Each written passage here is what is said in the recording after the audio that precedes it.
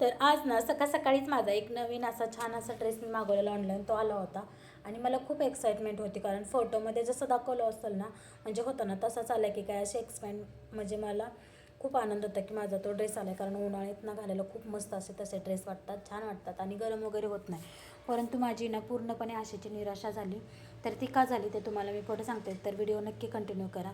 तर हाय, हॅलो आणि नमस्कार मंडळी, मी सोनाली स्वागत करते तुमचं आणखीन एका माझ्या मोठ्या लॉंग व्हिडिओमध्ये. तर हे बघा काय झालं होतं, मी ना गावाला जायच्या अगोदरच हे सगळे ड्रेस बुक केले होते आणि 7-8 कुर्ती मी वेगवेगळ्या म्हणजे पॅटर्नमध्ये वेगवेगळ्या ह्याच्यामध्ये फॅब्रिकमध्ये बुक केल्या होत्या, म्हणजे ऑनलाईन मेशोवरून मागवल्या होत्या. आणि त्या सगळ्या आहे की नाही म्हणजे 1 मे 30 मे याच्या आसपास किंवा 3 मे 2 मे म्हणजे 3 ते 5 मेच्या आसपास येणार होत्या सगळ्या. आणि अचानक मी गावाला गेली त्यामुळे ते माझ्या सगळ्या कॅन्सल झाल्या. आणि सगळ्यात महत्त्वाचं म्हणजे त्या थोड्याशा अगोदर ही झाल्या, म्हणजे अगोदरच माझ्याकडे पोहोचल्या. मग त्यांचा फोन आला मेशोवाल्यांचा की तुमचं पार्सल वगैरे आले. पण मला खूप काही गोष्टी कॅन्सल कराव्या लागल्या मी गावाला असल्यामुळे, इथं कोण नसल्यामुळं. आणि मग तरी पण त्यातल्या 1-2 कुर्तीनं राहिल्या होत्या याच्या, ज्या 3 मेला 4 मेला येणार होत्या ना, तर त्यातली ही एक आली होती ना, ती मला म्हणजे मी खूप आशेने हिला ऑर्डर केली होती, कारण मला वाटलं होतं की खूप छान असे फॅब्रिक वगैरे येईल. पण मला ना आशेची निराशा झाली, कारण हे फॅब्रिक वगैरे ना खूप हलकं वाटत होतं. आणि सगळ्यात महत्त्वाचं म्हणजे हा यूज केलेला ड्रेस वाटत होता, कारण खूप असा मळल्यागत वाटत होता. पण ठीक आहे, तरी पण म्हणलं चला एकदा दाखवूया. खूप छान असा ड्रेस होता तो, म्हणजे पॅटर्न छान होता, पण त्याचा ते फॅब्रिक पण मस्त होतं, पण तो यूज केलेला होता, मळालेला होता, त्यामुळे मी त्याला घाण म्हणते. त्याच्यानंतर ना मी कमळाची फुलं खूप जवळून पाहिली. मला ना घरनं जशी मिळाली ना तशी कुठंच गेले नव्हते आणि असं बोर होत होतं, करमत पण नव्हतं. मग मी यांना म्हणलं चला कुठंतरी जाऊया. मग त्यांनी आम्हाला इस्कॉनच्या मंदिरात नेलं. एवढी छान तिथं कमळाची झाडं होती. पण आता ह्या वेळेस इस्कॉनच्या मंदिरात पण कमळाला फुलंच नव्हतं, का म्हणून काय माहिती. पण त्याच्या आधी आम्ही खडकवासला गेलो ना, तो व्हिडिओ तिथला आहे. खूप मस्त तिथं कमळाची फुलं होती आणि खूप छान असे त्याला बिया वगैरे सगळं काय आलं होतं, भारी वाटलं. त्याच्यानंतर संध्याकाळी आम्ही ना इस्कॉनला गेलो. इस्कॉनला गेल्यानंतर जरा फ्रेश वाटतं, कारण मी खूप दिवसापासून इस्कॉनला जाते. ज्यावेळेस माझं पिलू माझ्या पोटात होतं छोटं, म्हणजे 7व्या महिन्यापासून मी इस्कॉनला जाते. आणि इस्कॉनला गेलं ना मला खूप मनाला फ्रेश वाटतं, करमत नसलं तरी करमतं आणि मन उदास वाटत नाही. घरच्या सगळ्या गोष्टी तुम्हाला माहीत आहे, त्याच्यामुळं घरच्या गोष्टींमुळे मी इस्कॉनला जायचं ठरवलं. कारण दुःख तर सगळ्यालाच आहे, पण इलाज नाही, काय करायचं. जे देवाच्या हातात असतं ते सगळ्या काही गोष्टी घडत असतात. त्याच्यामुळे मग इस्कॉनला गेल्यानंतर खूप छान असा तिथं व्ह्यू होता. राधाकृष्ण म्हणजे तिथं मंदिरातच राधाकृष्ण, बलराम आणि अशा त्यांच्या म्हणजे जगन्नाथ अशा सगळ्या मूर्ती आहेत.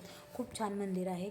बाहेरचा व्ह्यू तर एवढा छान वाटत होता ना, सगळेजण बघल तिकडे फोटोग्राफीज करत होते. आणि सजवलं होतं, काहीतरी कार्यक्रम होता ना, त्यामुळे खूप छान मंदिर सजवलं होतं, खूप मस्त वाटत होतं. आणि सगळ्यात महत्त्वाची गोष्ट म्हणजे तिथं गेल्यानंतर आम्ही पाया वगैरे पडलो. मस्त असं हे मंदिर दिसते की नाही तुम्हाला, तिथं पण पाया वगैरे पडलो. आणि 10-15-20 मिनटं आम्ही भजन ऐकायला बसलो, कारण भजन खूप आवडतं मला तिथलं आणि छान म्हणतात देखील भजन. पहिलं तर एवढं छान म्हणायचे, आता तरी चेंज झाली आहे भजन म्हणायची पद्धत त्यांची.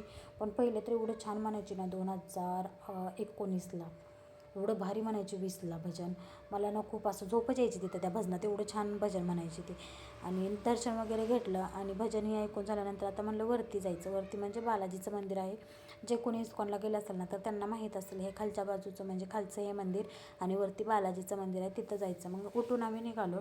तर अचानक आमच्या पिलूला ऐका नाही, तिथं खूप महत्त्वाची अशी गोष्ट एक सापडली. म्हणजे तिथं पिलूला मी तुम्हाला पहिल्या स्टार्टिंगला एंट्री केलेलं जे मंदिर दाखवलं होतं का नाही, कोणतं, जे की ते स्वामींचं, पप्पू स्वामी का काय ते त्यांचं मंदिर होतं ना, तिथं पिलूला माझ्या ना मला वाटते काय कमी 1800 ते 1900 रुपये सापडले होते. आता एवढे सगळे कॅमेरे, एवढे सगळ्या गोष्टी, म्हणजे एवढं सगळं हायपाय मंदिर आहे. जे कोणी पुण्यात असेल ना, इस्कॉन मंदिर तुम्हाला माहीत असेल इथलं किती छान आणि किती हायपाय मंदिर आहे. आणि तिथून जाताना बरोबर पिलूला माझ्या तिथं 1800 रुपये सापडले. 3 500च्या नोटा होत्या आणि 3 100-100च्या नोटा होत्या. एवढे छान होत्या ना त्या नोटा, म्हणजे नवीनच होत्या, कोणाच्या खिशातनं पडलं ते काय माहीत नाही, पण सापडलं होतं. मग आता ते द्यायचं कोणाजवळ याचा विचार केला. त्याच्यानंतर ना मग ते अलीकडच्या लाईनमध्ये ना पंचामृत देतात, त्यांच्याजवळ ते दिलं आणि त्यांना सांगितलं की तुम्ही ते ज्याचं असेल त्यांना देऊन टाका. आता त्यांनी दिलं की नाही दिलं ते मला माहीत नाही, पण देवाच्या दारामध्ये माझ्या बाळाला एवढं चांगलं म्हणजे चांगलं काम केलं. कारण दुसरं कोणी असतं ना तर ते दिलं पण नसतं आणि खिशात घालून डायरेक्ट गायब झालं असतं. पण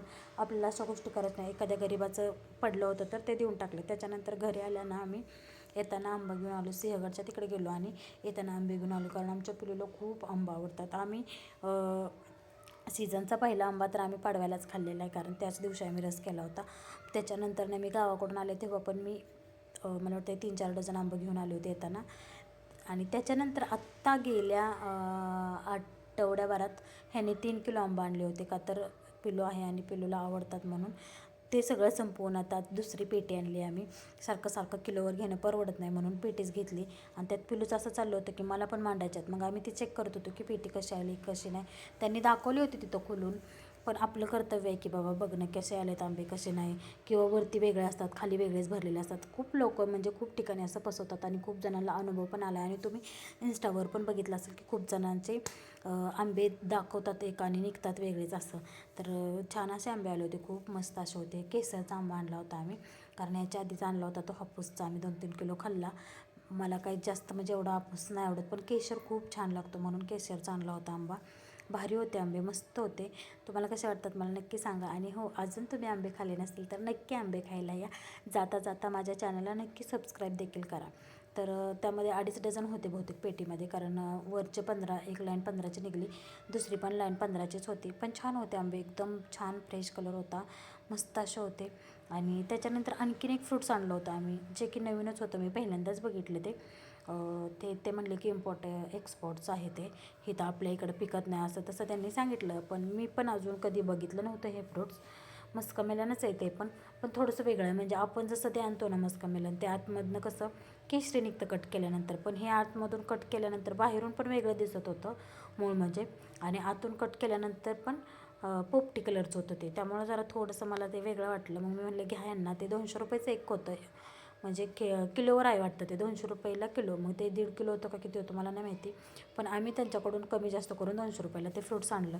तर तुम्हाला मी दाखवते ते फ्रूट्स पुढं कसं आहे ते बघा तुम्ही. हे बघा आतमधनं ना थोडंसं असं पोपटी कलरचं आहे ते, मस्त एकदम टेस्ट गोड झार आहे. आणि दिसायला बाहेरनं पण ते पोपटीत असं खडबडीत, आपलं जे खरबूज असतं ना आपण आणतो नेहमी, तसं खडबडीत नव्हतं हे. एकदम असं एकदम सॉफ्टी, जसा भोपळा कसा असतो आपण दारात बांधायला आणतो सेम तसं होतं. तर कसा वाटला व्हिडिओ नक्की सांगा. आणि जाता जाता चॅनलला प्लीज नक्की सबस्क्राईब करा. चलो बाय.